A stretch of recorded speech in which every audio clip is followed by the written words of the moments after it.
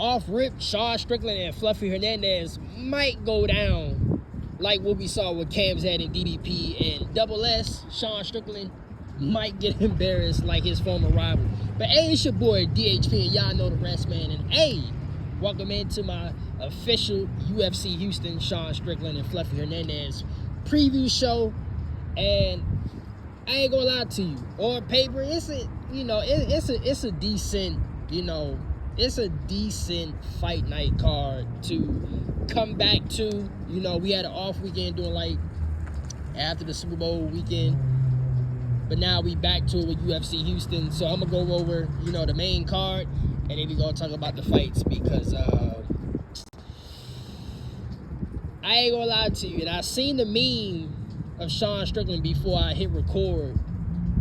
It low-key is kind of a Sean Strickland embodiment. How Sean, the way he talks and then the way he fights is like two different things. And especially with the nigga that he's going against, Fluffy Hernandez, I mean, he might just get embarrassed. And honestly, the way he been talking, I'm pretty sure niggas is going to be satisfied with the beatdown he's going to get. But here we go. Sean Strickland and Fluffy Hernandez is main event. Then we got Jeff Neal versus Uros Medic. Then we got Dan Ige and Costa. Then we got Sergey Spivak and Ante DeHilia. We got Jacoby Smith and Josiah Harrell. And then we got Zachary Reese and Michelle Bahana.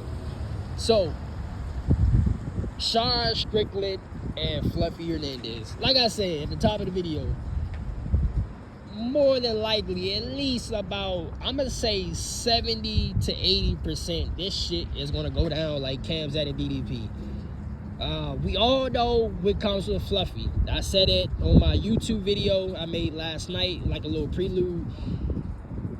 I said Fluffy is like, he's like a Khabib, but if you really think about it, I mean, if you want to put it in like recent history or what's current, he's basically just a smaller version of Khamzat, which is why I'm, like I said in the video last night, to me, RDR, if you put everything to the side, stylistically wise, RDR and Fluffy has the best chance to beat Khamzat. And Fluffy is basically just a smaller version of Khamzat. We all know that comes with Sean Strickland. Like I said, with the meme, Sean, he talks a big game, but all Sean gonna do is he's going to stand there with the Philly shell, with the MMA version of the Philly shell. It ain't the Floyd Mayweather boxing Philly shell, it's just the MMA version of the Philly shell. Sean, he's going to press forward, and then he's basically going to force you to fight. Either going to force you to fight, or he's going to force you to just counterpunch. But honestly, this matchup is really interesting to the point where both of them are two dominant press forward fighters. Sean, even though Sean really don't do much, Sean still presses the action. Like, we can say what he want about the Philly shell and how Sean strike, but Sean presses forward. If we look at the statistics on his octagon control, Sean has a lot of octagon control, more than you think, because all he do, like I said, is he takes center of the octagon and he presses forward. He just forces you to fight.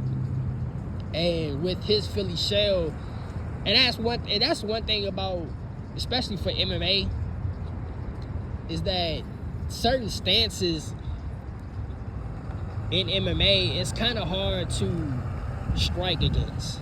With somebody like Sean, who's awkward, Sean don't even have like the perfect technique of a Philly shell. He just has a weird, unique MMA version of a Philly shell. So when you look at his fights against Izzy or DDP, or when he fought Paulo Costa, it's kind of hard. It really is kind of hard to come at Sean Strickland like how you want to, just because of his awkward ways. And not only his awkward ways, but his movement too.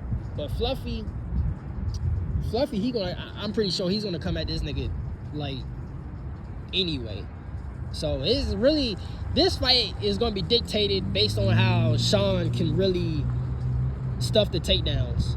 Like, cause Fluffy gonna shoot in. As soon as that bell rings in the first round, when they close that octagon door and it's just them two in the cage and they ring that bell for the first round, Fluffy gonna come at this nigga.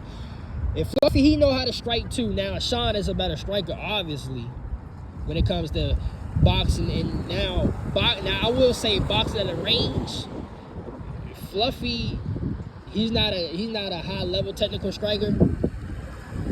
Oh shit, they gonna win. He's not like a high level technical striker, but Fluffy, he can stand there and trade with you inside, you know, boxing range, inside the pocket. So if he clips Sean, that would be the worst thing for Sean if they do end up standing and trading inside the pocket. Because I think Sean, if Sean boxing at his range, just picking him from the outside, he can low-key technically piece up Fluffy. But if they in the pocket and Fluffy do end up piecing Sean up or even, you know, hurt him a little bit, that's dangerous. That's dangerous because then Fluffy is automatically going to get the fight to the ground and then he's just going to dominate Sean. I really see this fight. I mean, there is a possibility that Sean could neutralize the takedowns and just box Fluffy from the outside and just keep him on the back foot. Especially with Sean. Sean is also known for the teep kicks. So if he can just keep his distance and just, you know, make Fluffy fight defensive instead of his normal, you know, overwhelming style, then Sean can win this fight. But Fluffy, his grappling is too on point. It's too on point for Sean to even do what he normally do. And the way Fluffy just come at you with his overwhelming grappling style, Sean is going to run out of room. So, in a roundabout way, Sean can win this fight, or Fluffy could win this fight, basically on who takes charge first, or who takes charge center of the octagon more, because they both pressure fighters. But I don't see Sean stopping these takedowns. I really don't. Fluffy, he's just too damn good of a grappler, and I'm not.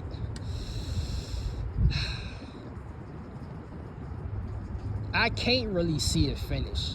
Like, Sean, the only time Sean really got finished is when he got knocked the fuck out.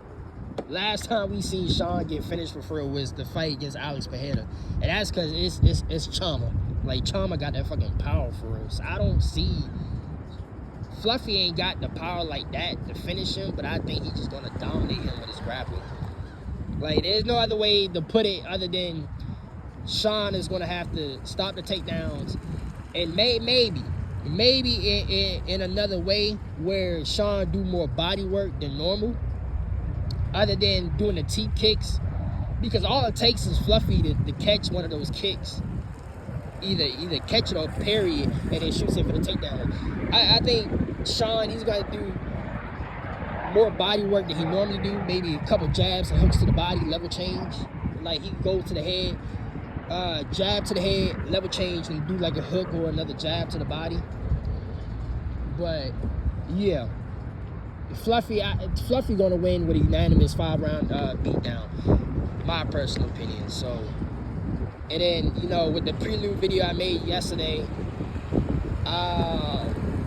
I think, you know what, I'm gonna go ahead and say that Fluffy, once he dominates Sean Strickland, he should get the title shot. Because Double S is like, what, ranked number 3? Fluffy, the past couple fights, Fluffy been having some good ass wins, and if he was to dominate Double S, who's a 3rd ranked fighter in the weight class, I mean, why not would you give him a title shot? But yeah, Fluffy, he should dominate this win. Co-main event, Jeff Neal and Uros Medic.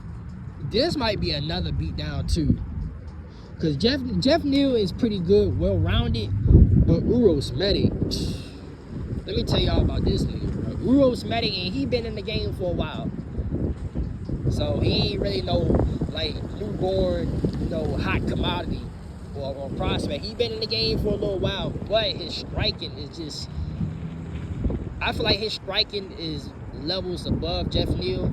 I wouldn't be surprised. And knowing how Jeff Neal been declining, you know, as, you know, the past, you know, 2 years or so, Uros Medic, I feel like he would get the finish. He would definitely get a finish on Jeff Neal.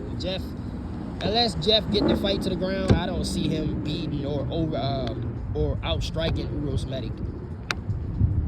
I'm gonna say, nah, I've been somewhat hot, but also cold with the methods. We're gonna go second round finish. Second round. So you know what? I'm gonna be risky because I might put it in my parlay. We're going second round KO for Uros Medic. Walk off KO. He might get it in the first. But I'm gonna say second round KO. Dan Ige and Costa, third fight on the card. Oh man, Costa, he's real good, he's a very patient striker. Now Dan Ige, he's solid all around. So unless the fight go to the ground, it's kind of like Jeff Neal and Uros Medic. Like, I feel like Dan Ige, he has to get the fight to the ground. But Dan Ige striking, how can I put this? Dan Ige is very comparable, if that's how you put it. Very comparable striking wise. But Costa, very heavy on the feet, very fast on the feet. His head kicks, dangerous head kick. If that Ige get caught with the head kick, it might be wraps. But I'm gonna go on a limb. I think Costa might be a little faster if they fighting inside the pocket. Dan Ige might be a little faster than Costa, but outside, if we doing outside boxing, outside kickboxing, Costa might piece up Dan Ige, but this one is kind of hard to pick. Because you can go Dan Ige for the experience, but Costa is just a little bit faster of a striker if they fight at a range. But I'm gonna go with Costa. I'm gonna go with Costa. I do think he has enough to beat somebody like Dan Ige and get inside, you know, keep progressing through the rankings and shit like that. This is a huge step up for him. This is a huge. Despite what you think about Dan Ige at this stage of his career, this still a good name to be put on Costa's resume, especially after he came off the Morgan Charnay joint. Because honestly, I expect more out of Morgan Charnay, because he got, to me, Morgan Charnay has the it factor, but he don't have it all the way put together. So it's kind of like he always, like, you see it, but he has these bumps in the road. So Costa beating Charnay the way he did, I was like, wow. You know what I mean? But I'm going to say Costa get it done against Dan Ige. Sergey Spivak and Ante Degelia, Tom Aspinall's teammate. This could go either way. This could go either way.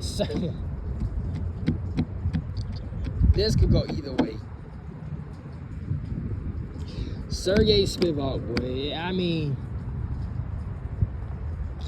this fight is going to go down to who controls who on the ground. Basically, what it comes down to, who can control who on the ground the longest. Because striking wise, they pretty much even to me. And then ground wise, they kind of even to me too. So it's kind of like, who can out grapple who? You know what I mean? Sir, I think this one is a tough one, because Sergey Spivak, he needs this bad, honestly. He's with Sergey, just like Sergey Pav. It's like these two, Sergey Pav and Sergey Spivak, they was picked, you know, by others, and including me. Like, as far as like heavyweight contenders, we picked them as one of the contenders. So Spivak needs this fight more than Ante Degelia. Now, Ante Degelia, he needs his get back because of what the fuck happened against Waldo Cortez Acosta. So he needs to bounce back from that fight. But Spivak, I mean, I feel like he just have a little bit more tools in the tool set, than Anti DeJelia. So I'm gonna pick Survey Spivak. Jacoby Smith and Jose Herrero. I'm not gonna lie to y'all. Jacoby Smith, he's gonna be my fighter to watch because for some reason, bro. And they both good. These two niggas is both good. They both can strike. They both can grapple. Jacoby Smith, for some reason, reminds me of T Wood. And for those that don't know about T Wood, Tyron Woodley, he reminds me of T Wood so much. Just for some odd reason. It's like he can grapple, he can wrestle, but he also got that fucking power that can just put your lights out. Josiah Harrell, he can grapple too, but he don't have that power that Jacoby Smith had. Like, honestly, this fight can go either way. Cause they both can strike, they both can grapple. But I think Jacoby Smith, he might knock Josiah out. He might knock Josiah out. Honestly, both of these niggas so good. Jacoby Smith might be, and y'all can take this with a grain of salt, whatever. But to me, Jacoby Smith, he's top 10 material. He's definitely top 10 material, which is why I'm so interested in seeing this fight. Because I've seen him before, but then like the past couple months or whatever, I've been going back and look at his old shit, and that's where I'm getting the T Wood comparisons to. It's like he's like, to me, he's like this generation of Tyron Woodley. So this fight, tell you the truth, this fight might be fight of the night, to be quite honest. It might be fight of the night. And then we go to Zachary Reese and Michelle Pajeda. I mean, come on, man, it's a Michelle Pajeda fight. Like, you going to get some crazy action. Both of these niggas can strike, but Michelle, he's going to do some off the wall shit that's going to be like, what the fuck is going on? But, oh man, Michelle Pajeda, it's crazy because you look at Michelle Pajeda fight and you think like he can legit be a huge like contender, but it just, he's more on the line where he values entertainment and doing off the wall shit more than fighting intelligently. So this fight could go in. It's one of these fights right here where you can see a knockout. Like Michelle Pajeda can knock out Zachary Reese, but Zachary Reese, his striking, like he has great combinations too. So Zachary Reese, they both can strike inside and boxing at a range. So this fight is going to go down to who's going to land their powerful strikes first. But I wouldn't be surprised if Michelle Pajeda knocked Zachary Reese out, and I wouldn't be surprised if Zachary Reese knocked Michelle Pajeda out. You know, so I'm not gonna give out a definitive answer, but just know this fight is ending with a KO. If you're doing a parlay on this shit, this fight ain't going to a decision. But yeah, man, this is a solid Houston card. On paper, it might not be appealing to the casuals as far as like a stacked fight night card, but some of these niggas on these cards, it's well worth it. This is a well worth it card. I ain't gonna say it's gonna be the best fight night card that we've, even throughout history, whatever, because we've gotten some average fight night cards, but yeah, it's not appealing to the casual, but it's a good fight night card. Especially if you know some of these niggas, it's a good fight night card. But yeah, Sean Strickland and I already know the way Sean been talking this whole week, and he been going viral with some of the shit. I know niggas gonna be happy when he get beat the fuck up, cause Fluffy might just dominate this nigga for real. But yeah, man, that's all I got for the preview. One more night of sleep, and then yeah, man, it's fight night, so we tell the review show Saturday evening. Holla at y'all niggas later, man.